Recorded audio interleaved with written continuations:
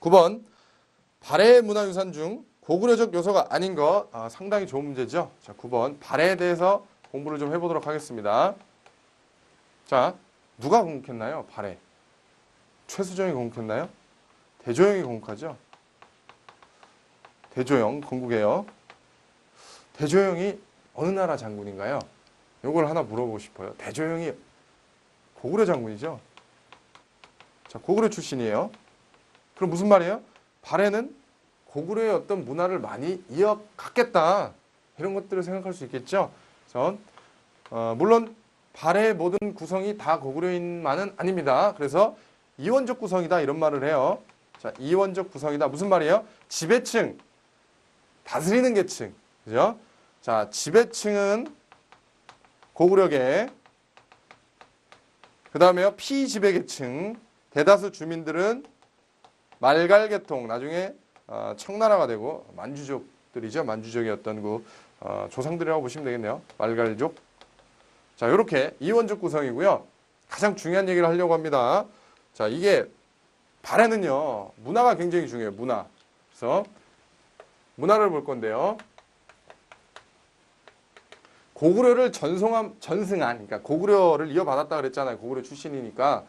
고구려를 계승한 문화가 있는가 하면은요.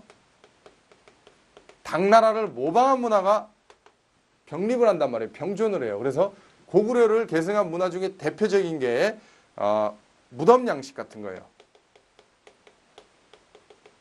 그 다음에요. 또 하나 대표적인 게 온돌 장치 같은 거예요. 고구려의 양식을 그대로 따르고 있어요. 온돌. 또 뭘 할 수 있어요? 자기가 어떤 일본에 보낸 외교문서에서 나 스스로가 고구려 왕이다 이렇게 칭하기도 했단 말이죠. 그런 것들은 발해가 고구려를 계승했다는 걸 보여주고 있고요. 당나라를 모방했다는 요소의 대표적인 게 여기 주작대로 있죠. 도로 내는 기술. 자, 주작대로. 그 다음에요.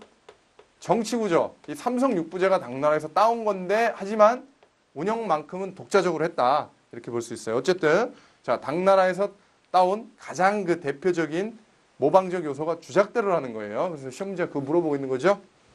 그래요. 그래서 9번 답은 4번으로 하시면 되겠다 이거예요. 자, 이제 12번 보겠습니다. 신라의 육두품을 물어봤는데요. 이거는요. 전반적으로 좀 보도록 하겠습니다. 신라의 육두품을 떠나서 그걸 포함해서요. 신라에 대한 문제는 어떤 것들을 문제로 할 수 있냐면요. 시대 구분 먼저 해볼게요. 자, 다 들어있어요, 이 안에. 시대 구분 해보시면 신라 상대. 자, 그 다음에요. 신라 중대부터 통일이죠. 이 통일신라죠. 자, 그 다음에 이제 신라 하대. 신라 하대는 신라가 망해가는, 기울어가는 그런 기간이겠죠. 자, 상대는 뭘 물어볼까요? 자, 깜짝 놀랄 사실이죠. 상대는 왕의 업적을 물어봅니다. 그럼 우리가 공부한 게 뭔가요? 이거하고 연결되죠. 잠깐 여기 보실까요? 이거하고 연결되죠. 이게 신라 상대에서 물어보는 게 이거예요. 아직 통일하기 전이니까. 그죠? 중대는 통일을 했으니까 뭔가 다른 걸 물어보겠죠. 그래서 중대하고 하대는요. 대비되는 게 있어요. 자, 대비되는 게 있는데 뭐가 있냐면요. 바로 지금 문제인 육두품을 여기서 물어봅니다. 자, 여기서 육두품이 어떤 역할을 했는지 물어보는데요. 그 전에 또 하나 가장 큰 차이점이 있어요. 통일을 했잖아, 이제. 그죠? 자, 고구려를 백제를 멸하고 고구려를 멸망시키고 신라가 통일을 했죠. 굉장히 좀 부강해진단 말이에요. 그래서 중대에는 굉장히 왕권 강화와 관련된 이런 요소를 물어봐요. 왕권이 아주 최강이에요. 막 올라가요. 그런 요소들을 물어보는 거예요. 왕권 강화를 물어보죠. 이때는 육두품들이 왕권을 보좌해 준단 말이에요. 자, 육두품들이 왕권을 보좌해 줘요. 근데 신라 하대로 들어가면 어때요? 왕권이 약화되는 여러 요소들을 물어봐요. 왜 그럴까요? 골품제의 모순이 나타나죠. 골품제의 모순. 자, 진골, 성골. 그 다음에 품계 나누죠. 6두품, 5두품, 4두품, 3두품 이런 식으로. 그래서 골품제의 모순을 여러분들이 여기서는 반드시 기억을 해주셔야 됩니다. 자, 골품제의 모순이 나타난다는 거. 자, 그래서 이때는 6두품들이 어때요? 자, 신라 중대는 자신의 어떤 신분을 극복할 수 있을 거라는 막연한 기대를 했어요. 왕을 보좌하면은 왕이 어떤 진골, 성골이 아님에도 자기네들은 골이 아님에도 불구하고 굉장히 높은 관직까지 줄 거라는 막연한 기대를 하고 왕권을 보좌해 준단 말이에요. 근데 어때요? 자기네들은 어떤 육두품이라는 신분적인 한계 때문에 올라가는데 한계가 있어요. 그쵸? 장관, 차관 안 준단 말이에요. 아니, 저 위에 더 높은 자리 안 줘요. 막 좀 밑에 공무원밖에 안 줘요. 밑에 자리밖에. 열받겠죠. 골품제의 모순이에요. 신분 어떤 상승의 한계가 있단 말이에요. 그래서 이때는 하대 들어가면 육두품이 반기를 들어요. 자, 육두품이 반신라 세력으로 번해요. 반신라 세력. 왕권에 대항을 한단 말이에요. 반신라화다 이거예요. 그렇겠죠. 그래서 여러분들이 신라에서 공부할 건 뭐가 있느냐. 자, 여기 지금 아까 왕엽정 했으니까 빼고 시대구분, 그 다음에 골품제.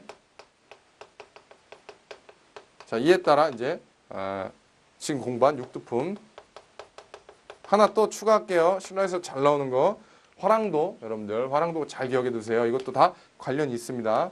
자, 화랑도 기억을 해 두시고요. 조금만 더 설명드리고 넘어가겠습니다. 자, 하대. 왕권이 약화되면 이런 요소들이 나타나죠. 육두품의 반신라화되고 중앙에서는 왕위쟁탈전이 벌어지고 쉽게 말하면 국가가 개판이 되는 거예요. 지방에서는 어때요? 드디어 호족이라는 세력들이 자기 어떤 세력을 결집하게 되죠. 왕건도 호족 세력이에요. 고려 건국하잖아요. 신라 망하고. 어쨌든 자, 이때부터 호족이 대두하기 시작한다는 거 좀 잘 기억을 해두세요.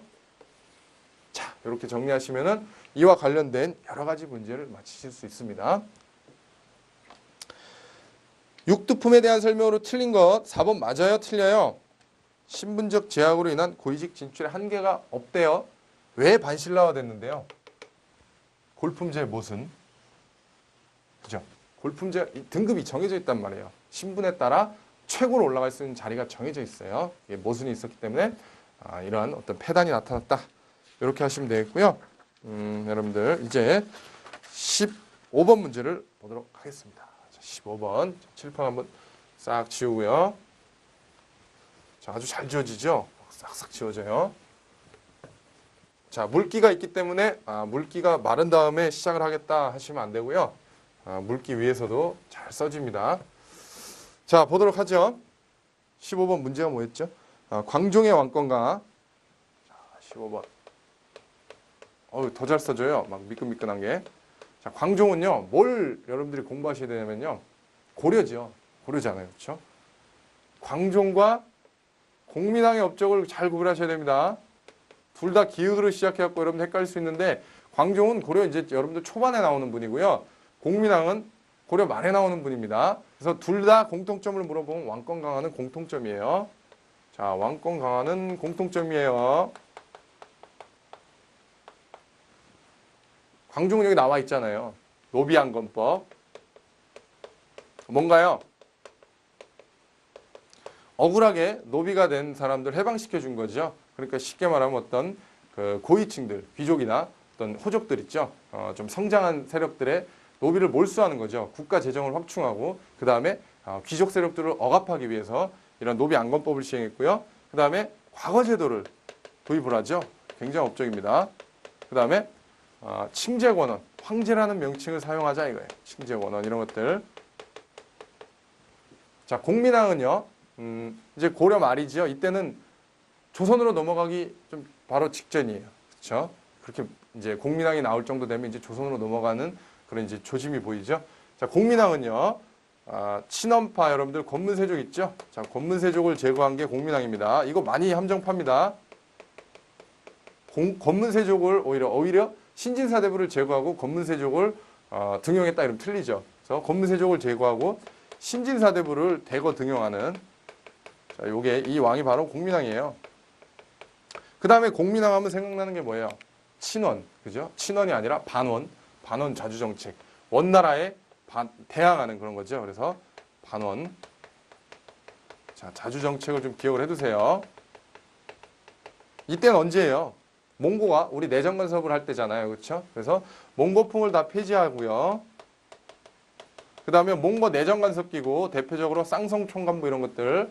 자, 몽고 내정간섭기구를 다 폐지하는 게 이게 공민왕이에요. 자, 폐지.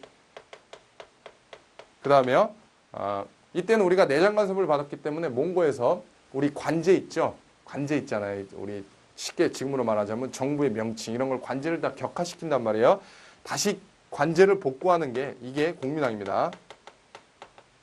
자, 이렇게 두 분 잘 구별을 해두시기 바랍니다. 고려 나왔다 하면은 거의 왕을 물어보면 둘 중에 하나라고 보시면 됩니다.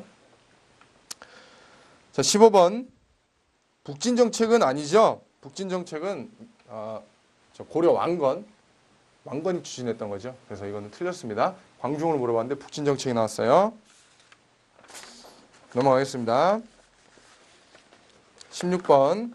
다음 중 고려시대 대외관계로 옳지 않는 것. 자, 여러분들 고려 대외관계는요. 거란, 여진, 몽고를 물어본다고 보시면 돼요. 거여몽. 자, 요거 키워드를 좀 알려드릴게요. 고려의 대외관계는 곧 고려가 어느 나라하고 싸웠냐 이걸 물어보는 거예요. 대외 항쟁. 자, 거란이요. 거란은 총 1차부터 3차까지 침입을 해오는데 가장 중요한 거는요. 1차 침입과 3차 침입이 되겠죠. 1차 침입 때는 서희라는 사람이 말발로 싸우지 않고 외교담판으로, 그죠? 외교담판으로 강동 6주를 획득하는 이 내용을 가장 중요시 여러분들이 생각하시면 되겠습니다. 3차 침입 때는 강감찬 장군 귀주대첩이겠죠. 여기서 물어보는 거예요. 자, 귀주대첩 기억을 해두시고요. 여진은요. 자, 여진은 쳐들어온 게 아니라 우리가 쑥대밭으로 만든 거죠. 윤관이라는 사람이 별무반을 조직하죠. 별무반이라는 특수부대를 조직해서 여진을 쑥대밭으로 만들고 동북지방에 9개 성을 쌓습니다. 동북 구성을 쌓지만 나중에 여진이 빌어요. 와서 앞으로는 깔짝깔짝거리지 않겠다. 그래서 동북 구성 나중에 반환합니다. 몽고는 뭘 물어볼까요? 몽고 지금 여기하고도 연결돼 있는데 공민왕하고. 몽고는요. 우리 고려 어때요? 그때 정부가 몽고에 굴복을 하죠. 하지만 삼별초, 우리 삼별초 항쟁, 배중선이 지휘하는 삼별초가 끝까지 항쟁하더라. 삼별초에 대몽 항쟁, 몽고에 대한 이런 항쟁을 하고요. 이때 이제 몽고와 관련해서 뭘 물어볼 수 있냐면요. 팔만대장경 부처의 힘으로 몽고를 불살라버리겠다. 자, 강화도로 천도에서 팔만대장경을 간행하죠. 이 팔만대장경 잘 물어볼 수 있어요. 됐죠?